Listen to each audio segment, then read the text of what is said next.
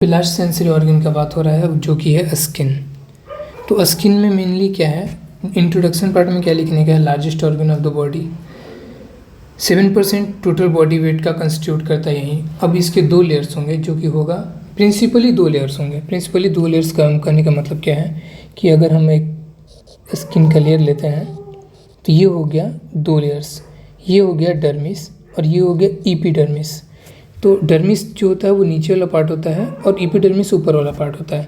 Epidermis में different type के sales होते हैं। वो डिफरेंट टाइप सेल्स का नाम क्या है, पहला केराटिनाइज्ड हो गया यहाँ पे, देन उसके बाद मेलेनोसाइट हो गया कलर पिगमेंटेशन के लिए, देन यहाँ पे लैंगरहैंस हो गया। लैंगरहैंस क्यों होता है, लैंगरहैंस का काम यहाँ पे, लैंगरहैंस का काम क्या है, इम्यून रिस्पॉन्स होता है। देन मैर्केल्स हो गया, मैर्केल्स क्या करता है ना, वो सेंसेशन में हेल्प करता है। यहाँ पे एपिडर्मिस के टाइप ऑफ द सेल के बारे में बात कर लिया। अब एपिडर्मिस में डिफरेंट लेयर्स भी होंगे कि मतलब यहाँ से ये कौन सा लेयर, ये कौन सा लेयर। तो इसके लेयर्स के लिए जो बेस में प्रेजेंट होगा वो इसका बेसिलिस होगा, उसके ऊपर स्पॉन्जी सेल्स होते हैं तो यहाँ पे स्पॉन्जियोसम होगा, उसके ऊपर क्या होता है ल्यूसिड ग्रैनुलिस होता है, ग्रेन्यूल्स टाइप का सेल्स होता है तो ग्रैनुलिस होगा। देन उसके बाद ल्यूसिड यानी वाटरी टाइप का कंटेंट होता है तो लैशोडियम होगा।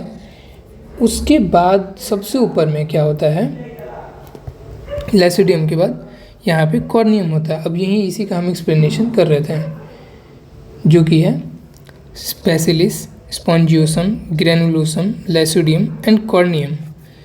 ये डर्मिस रहा, ये एपिडर्मिस रहा। अब हम लोग बात करते हैं डर्मिस की। तो डर्मिस क्या है कि उसमें क्या क्या प्रेजेंट होता है, constitute of collagen and elastic fibre, ये इंपॉर्टेंट है। देन उसके बाद हम लोग डर्मिस में क्या क्या और प्रेजेंट होता है, वो बना होता है कोलेजन और इलास्टिक फाइबर से, क्योंकि उसको स्ट्रॉन्ग होना है, क्योंकि वो डीप है। सो कोलेजन और इलास्टिक फाइबर। अब हम लोग बात करते हैं कि क्या क्या उसमें होता है।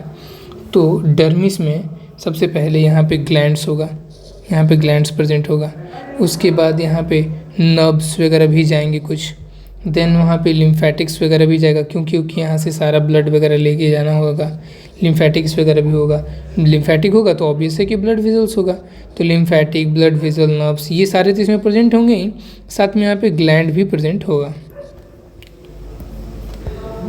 अब हम लोग बात करते हैं लेयर्स की। तो लेयर्स ऑफ डर्मिस क्या होता है, सुपरफिशियल, पैपिलरी और deep reticular layer. Simple, superficial, papillary and deep reticular layer.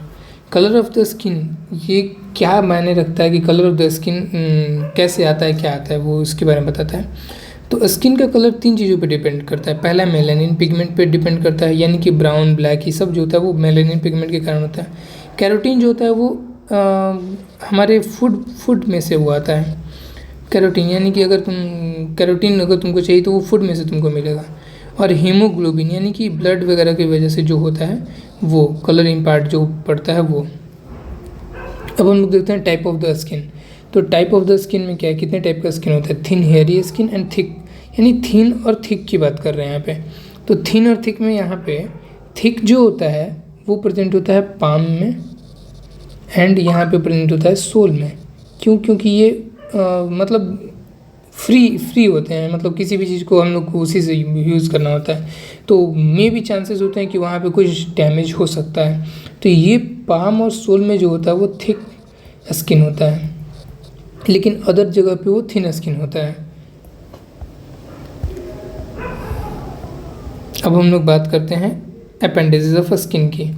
तो अपेंडेजेस ऑफ स्किन क्या क्या है, पहला तो नेल्स है, देन उसके बाद हेयर्स है, देन उसके बाद स्वेट ग्लैंड है, देन उसके बाद सीबेसिस ग्लैंड है। स्वेट और सीबेसिस ग्लैंड में डिफरेंस क्या है, जो स्वेट ग्लैंड होता है वो मतलब कि ऐसा नहीं है कि किसी से ऐसे स्वेट ग्लैंड क्वाइल ट्यूबरकल्स होते हैं जो कि ऐसे प्रेजेंट तो होते हैं वहाँ पे डीप में डर्मिस में, और उसका जो ट्यूब्यूल्स होता है वो ऊपर की तरफ निकला होता है और स्वेट रिलीज करने के लिए मेनली होता है। जनरली स्वेट ग्लैंड होते हैं एक्सोक्राइन एंड एपोक्राइन, दो टाइप के स्वेट ग्लैंड होते हैं। अब हम लोग बात करते हैं एक और एसेसरी ग्लैंड की जो कि है सीबेसिस ग्लैंड। अब हम लोग बात कर रहे हैं यहाँ पे फंक्शन ऑफ द स्किन की। तो स्किन का फंक्शन क्या क्या है, सबसे पहले प्रोटेक्शन में हेल्प करेगा, देन थर्मो रेगुलेशन में हेल्प करेगा, सेंसरी रिसेप्टर में हेल्प करेगा। सेंसरी रिसेप्टर कहाँ से वो आया, सेंसरी रिसेप्टर जो एपिडर्मिस में जो टाइप ऑफ द सेल है ना, वहाँ पे एक सेल था जिसकी वजह से हमें आ रहा है ये सेंसेशन का। उसका नाम यहाँ पे है Merkel cell, this one Merkel cell. इसकी वजह से सेंसेशन फील होता है, touch sensation. Merkel cell they act as a receptor for the touch sensation. सो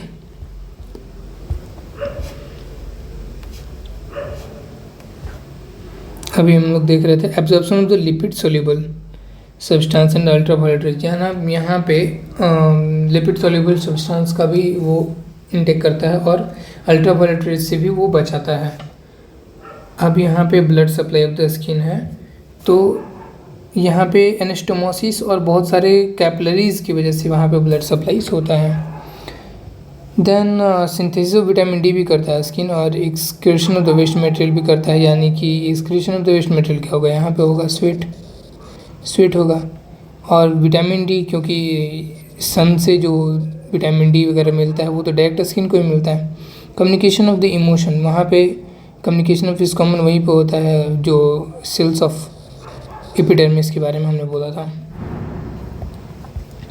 अब बात करते हैं वॉन्ड हीलिंग। वॉन्ड हीलिंग का मतलब कि अगर स्किन में कुछ चोट लग गया, स्किन को यहाँ पे कुछ डैमेज हो गया, तो क्या क्या होगा। सबसे पहले इन्फ्लेमेशन होगा। मान लो यहाँ पे डैमेज हुआ, इन्फ्लेमेशन होगा तो क्या होगा, यहाँ पे ब्लड सेल्स वगैरह आएगा, यहाँ पे WBC आएगा, एक्ट करेगा। देन यहाँ पे प्रोलिफरेशन होगा, यानी कि यहाँ पे सेल्स वगैरह स्टार्ट कर देंगे बनना। देन मैचुरेशन होगा। मैचुरेशन में क्या होता है, प्रोलिफरेशन तो हो गया, उसके बाद वो मैच्योर करेगा, वहाँ पे एक स्कार बना देगा कि हाँ भाई यहाँ पे चोट लगा था, उसी को मैचुरेशन समझ लो। देन यहाँ पे स्किन बर्न इंपॉर्टेंट है। क्यों इंपॉर्टेंट है, क्योंकि इसमें ज़्यादा क्वेश्चन बनता है। पहला है first degree, second degree and third degree, 3 type का स्किन बर्न था। फर्स्ट डिग्री जो होता है वो ज़्यादा इफेक्ट नहीं करता है, डिस्ट्रॉय ओनली एपिडर्मिस का बात करें मतलब ऊपर का थोड़ा सा वो डैमेज करता है। Then redness, pain and oedema, ये नॉर्मल सिम्टम्स होते हैं। अगर ईचिंग हुआ, अगर ईचिंग करी तो रेडनेस, पेन और एडिमा जैसा थोड़ा सा फीचर्स आ जाता है। लेकिन अगर बहुत ज़्यादा ईचिंग करने पे भी होता है, ईचिंग करने पे होता है, देन वो 3 से 6 दिन के अंदर में वो ख़त्म भी हो जाता है। देन उसके बाद आता है अपना यहाँ पे सेकेंड डिग्री बर्न। तो ये क्या करता है, ये डर्मिस को भी इन्वॉल्व कर देता है। पहला तो था यहाँ पे एपिडर्मिस को इन्वॉल्व कर रहा था, ये एपिडर्मिस को सिर्फ इन्वॉल्व कर रहा था, पर यहाँ पे हम देख सकते हैं कि ये एपिडर्मिस के अलावा डर्मिस को भी इन्वॉल्व कर रहा है। यहाँ पे ब्लिस्टर मतलब कि फोड़ा पड़ जाता है और एक वीक ले लेता है, 1-2 वीक ले लेता है ठीक होने में। देन थर्ड डिग्री की बात करें अगर हम, तो वो पूरा डिस्ट्रॉय कर देता है एपिडर्मिस और डर्मिस को। पहले था एपिडर्मिस को, फर्स्ट डिग्री में एपिडर्मिस को कर रहा था, इसमें है डर्मिस को, और इसमें दोनों को डैमेज कर रहा है। और ये डैमेज ऐसा होता है कि वो सेंसेशन भी ख़त्म हो जाता है उसका। देन यहाँ पे वॉन्ड बन जाता है और स्कार बना देता है। देन अगर हम इसके फर्दर बात करें रेगुलेशन ऑफ स्किन की, तो रीजनरेशन ऑफ स्किन, तो स्किन का रीजनरेशन कैपेसिटी ज़्यादा होता है, इसीलिए इसका ग्राफ्टिंग भी बहुत कॉमन हो गया है। However there is no regeneration of the hair follicle में कोई रीजनरेशन नहीं होता, इसलिए अगर बाल एक बार उड़ जाता है उसके बाद दोबारा बाल नहीं आने वाला है। तो रीजनरेशन ऑफ द स्किन के बारे में हमने ये देखा। अब हम लोग बात करते हैं फंक्शन ऑफ सुपरफिशियल फेशिया। देखो दो टाइप का स्किन में 2 टाइप्स होते हैं। फर्स्ट हो गया सुपरफिशियल फेशिया और एक हो गया डीप फेशिया। तो सुपरफिशियल फेशिया और डीप फेशिया में क्या अंतर है। सुपरफिशियल फेशिया मतलब अगर बॉडी को कट कर रहे हैं तो सबसे ऊपर वाला जो लेयर होगा वो सुपरफिशियल होगा, उसके नीचे वाला जो लेयर होगा वो डीप फेशिया होगा। सुपरफिशियल लेयर का फंक्शन क्या है, इंसुलेटिंग प्रोवाइड करता है, और ये जहाँ पे ज़्यादा प्रेजेंट होता है, जैसे कि फीमेल्स और बच्चों में ज़्यादा प्रेजेंट होता है, तो वो हीट जनरेट मतलब करके रखता है, ऐसे ठंडा नहीं लगता है। वो सेकेंड वाला पॉइंट बोल रहा है। अलाउ मोबिलिटी का मतलब क्या है, सुपरफिशियल फेशिया के नीचे ही हमने बोला कि डीप फेशिया होता है। तो सुपरफिशियल फेशिया के नीचे फैट मसल्स प्रेजेंट होते हैं और डीप फेशिया उसके बाद होता है, तो उसकी वजह से क्या होता है, मूवमेंट होता है। अब बहुत सारे ऐसे एग्जांपल देख सकते हो कि अपने स्किन को अगर ऐसे हल्का सा मूव कर रहे हो तो मूव हो रहा है, क्यों, क्योंकि सुपरफिशियल फेशिया की वजह से सुपरफिशियल फेशिया मूव हो रहा है। देन उसके बाद provide passage of the nerve, सही बात है, वहाँ पे सुपरफिशियल फेशिया में नर्व का पैसेज भी दे देता है। एक्ट एज क्वेश्चन, अब क्वेश्चन का एक्ट कैसे करता है, अगर बम की बात करें तो वहाँ पे एक्टर जो क्वेश्चन वही तो कर रहा है ना, सुपरफिशियल फेशिया की वजह से ही आ रहा है। देन हम लोग देखते हैं फंक्शन ऑफ डीप फेशिया। तो ये क्या करता है, keep the underline structure in the position. Deep fascia क्या होता है ना, जनरली ऑर्गन्स के साथ जुड़ा होता है, तो जो ऑर्गन्स और जो अंडरलाइन जो स्ट्रक्चर्स होंगे उनको अपने जगह पे रखता है, वो वाला सुपरफिशियल फेशिया मूवमेंट में काम करता है।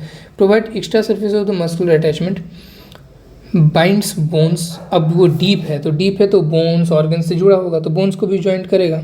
Serves as the pulley during their action. अब वो अंदरूनी है तो वो कुछ ना कुछ तो ऐसा हेल्प करेगा कि वो खींचने में वो हेल्प करेगा। ये है अपना स्किन के बारे में कुछ मेन पॉइंट्स हैं यहाँ पे, जैसे largest organ in the body is skin, और most common skin cancer basal cell carcinoma हो गया। और यहाँ पे thickest skin in the body, thickest कहाँ होगा, पाम और सोल में, थिनेस्ट होगा ग्लांस पेनिस आईलिड और ईयर ड्रम में। This is all about skin.